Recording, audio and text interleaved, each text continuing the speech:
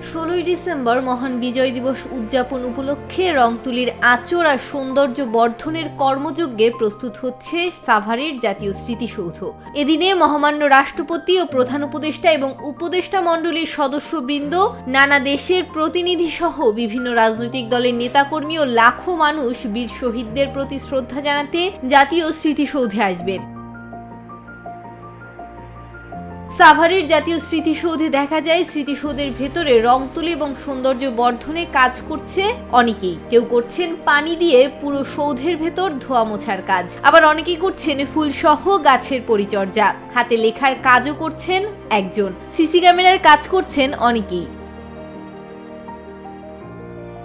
মহান বিজয় দিবসকে সামনে রেখে স্মৃতিসৌধের বিভিন্ন স্থানে ফুলের গাছ সহ নানা প্রজাতির গাছ রোপণ করা হচ্ছে।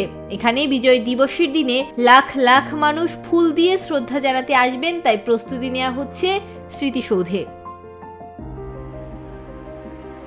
জাতীয় স্মৃতিসৌধের ইনচার্জ ও সাভার গণপূর্ত বিভাগের উপসহকারী প্রকৌশলী মিজানুর রহমান বলেন, আগামী 16 ডিসেম্বর মহান বিজয় দিবসে মহামান্য রাষ্ট্রপতি, প্রধান উপদেষ্টা, উপদেষ্টা মণ্ডলী ও বিদেশি কূটনৈতিক সহ লাখ লাখ জনতা সাভার জাতীয় স্মৃতিসৌধে বীর শহীদদের সম্মানে পুষ্পস্তবক অর্পণ করবেন। এই লক্ষ্যে গণপূর্ত অধিদপ্তরের পক্ষ থেকে স্মৃতিসৌধ কমপ্লেক্সকে ধুয়ে মুছে পরিপাটি করা, ফুল দিয়ে সাজানো, রং তুলির কাজ, সিসি ক্যামেরা স্থাপন সহ সকল কার্যক্রম সম্পন্ন করা হচ্ছে। দীর্ঘ প্রায় 1.5 মাস ধরে জাতীয় স্মৃতিসৌধ প্রাঙ্গণ সৌন্দর্য বর্ধনের কাজ করা হচ্ছে।